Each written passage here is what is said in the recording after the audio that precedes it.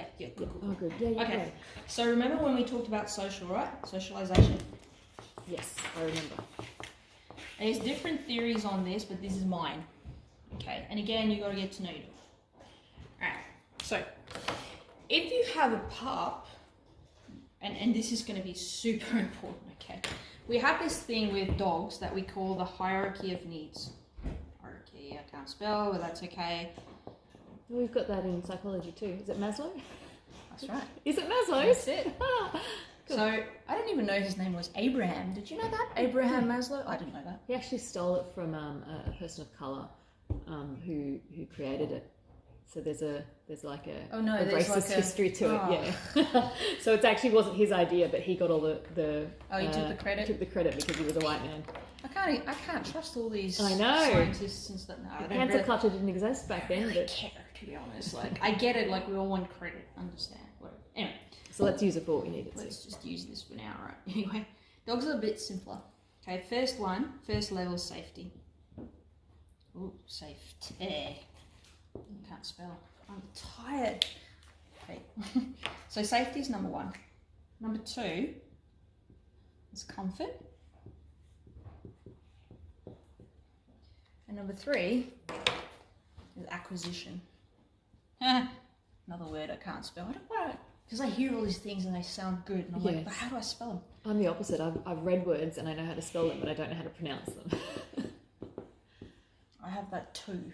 Oh, there are some words I'm like, that thing. Luckily, most people know what I'm talking about. So here's the thing. This is where we're a bit different with sometimes with people and their philosophies. So when you look for a trainer, you need to understand what their philosophies are. If they can't voice it to you, there might be a bit of a problem there.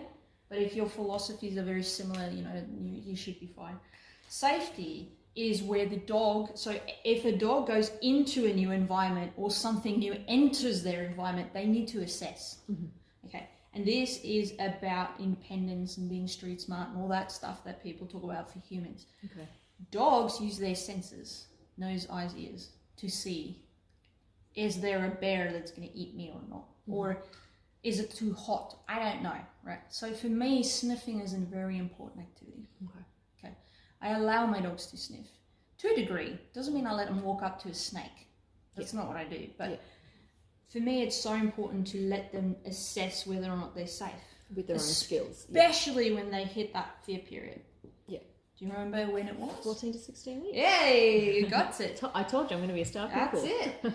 So you'll notice if you are focusing a lot with dogs focusing on you, because a lot of people will work on engagement straight away.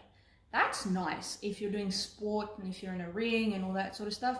It's not always applicable to real life. Yeah, okay. Especially when you're in new places, because the dog's going to go, I need to assess this first. Yeah. Okay. Some point in time, that's going to happen. Yeah. Okay. Yeah. So that's very important. That's why I like to let my dog sniff. Okay. The next thing is comfort.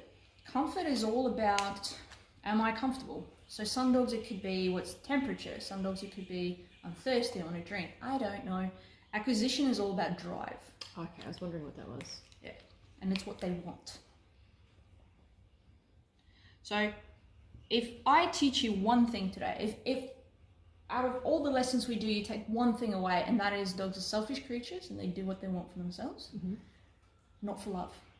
However, having said that, sometimes what the dog wants and what you want is very similar, and then it looks like they do it for you. And if that's what you think, brilliant, just keep doing it, it's fine. It's when it's opposite that people are like, my dog's stubborn, doesn't like me, he's being a brat. And I'm like, no, he's doing what he wants because he has needs. Yeah, he's attention seeking, Okay.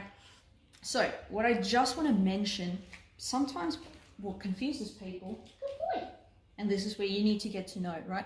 What kind of stuff makes him feel unsafe? What kind of stuff makes him feel uncomfortable? We can work with this. Like, we can make resilience, right? Yeah. This one is teaching coping strategies or exit strategies, right?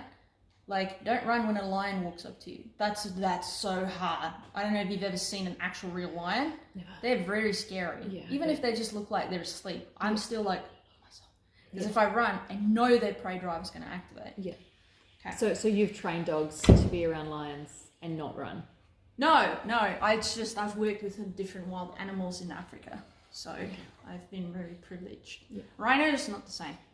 Rhinos, is it run and get out of there? And no, climb a tree. Okay. A very strong tree. Or I've never tried swimming. Anyway, doesn't matter. So the only time these two will ever change, right? Now listen to this, right? It's hilarious. I got this from my teacher. No dog will sleep in a thorn bush, right? At least not as far as I'm aware. I mean, there might be some weird dogs somewhere in the world. So that's an exception. But will they run through one to catch a rabbit? Yeah. So that's something that a lot of people don't realize. So Okay. you need to be aware of this, because you'll see at some point in time you're going to work with things where the dog's uncomfortable, and we use certain rewards to make them overcome it. Okay. Yeah. Okay. That's what we do. So you tap into the acquisition drive, Yes. the drives to get the behaviour you want. Yeah. Okay. Because that's what do you think the food chains game's about? Yeah. I want you to walk over this. I don't want to walk over that. Why Yeah. not? You'll be alright. No, I won't. Yeah. Okay, stuff like that. The other thing though is this one. Some people, it's like, no, safety will always override comfort. It just looks different. So I'm going to explain. Let's say we have our savannah, it's very hot. Zebra decides, I'm going to go drink some water, and Uncle Charlie gets eaten by a crocodile. Now they say, oh my goodness, that watering hole is dangerous. My safety is at risk. Okay. But he's also thirsty. So here's the thing. For the first day or two, he might not go to the water, or he'll do it very cautiously. Anything that looks like a log, he bolts, right? Because he don't want to get eaten, because that's number one. But if the thirst becomes the thing that threatens his safety, that'll switch. Because he'll go, well, if I don't drink water, I'll die. Yeah. So I'd rather take that risk and maybe get caught like Uncle Charlie did. And that's something that a lot of people need to know. So for example, I know a dog that's not good with kids. Not at all. He doesn't feel uncomfortable, he feels unsafe. Why? I don't know, doesn't matter. Yeah. Why would I force a dog to confront his fear if I don't have to? Is that a theoretical question, or is there a good answer to that where you would want to do it that? depends on the person. Okay. So sometimes it's like your dog's your dog, and let him be. Not all dogs like other dogs. Sure, my dog tolerates, and I've always made sure she didn't get into an unsafe situation. So if you had a house with no kids, you wouldn't need to do that. But if you had a house with kids, then you would want to override that.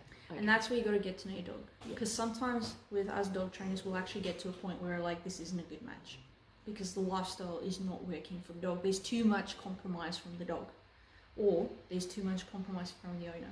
Okay. So if someone's like, but I really want my dog, I really want to go out and walk my dog. And it's like, well, if you want to keep this dog because you're bonded, you need to make lifestyle changes. Okay. Yeah. Makes sense? Yeah. And that's where I say it comes from both ends of the leash. Like I say, coach both ends of the leash. Yeah.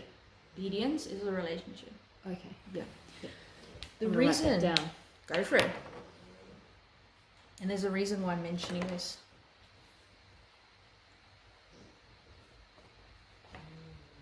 Oh my goodness. I'm so sleepy. And it's all under that socialization. Okay? So we have safety, comfort, and acquisition. Guess what? When we look at distractions, love distractions. Yep. Distractions, in my view, only comes in two categories. Number one, temptations. In the dog training world or training world, we call it a competing motivator. Like, oh, chocolate cake or brownie, you're conflicted. Yeah. Right? And B, threats. So it's like with temptation, do I chase that little dog that Or looks do I fun, listen to you? or do I have to get the treat? Yeah. That's it. To get the treat, get the So affection. again, you need to get to know your dog. Now here's the thing. If let's say you're doing a drop, just for argument's sake, right? Later, we're recourse, anything like that. Sorry, what's a drop? Like laying down. Oh, right. Like yeah. laying Of down, commands. Abel's on there. Yeah, or sit, or come to me, or go on your bed, or whatever. Well, like an obedience command, right? If, and this is where my doggy dictionary comes in, it's a temptation. Temptation comes down to acquisition. Okay. And it could with comfort, but don't worry about that right now. So the way you can teach this is you can teach them to get it through you. Like if you cooperate, you can have it. Yes. But if I say leave it, there's always a chance that you might get it because you responded to leave it. So we create that gambler that we spoke about last time. Yeah. Okay, that's really cool. Yeah. I love that. That's what I use. So again, dogs who like the environment more than the food that you have, and people that don't have good relationships with their dogs, that's the best way to go. Because they're like, well, you're gonna have to teach this dog that they can only access that external reward via doing what you want them to do. Lots of management. Threats is about safety. Yes. So if I put my dog in a drop and that drop doesn't keep my dog safe, he will never do it again. Yeah. And a lot of people struggle with that. So some people will say my dog is distracted because he wants something else, and I'll look at them and go, no, your dog's feeling threatened, or vice versa. So you can tell by looking at the behaviour of the dog. Takes a while, yeah. It's sometimes reading subtler signs or getting to know the dog.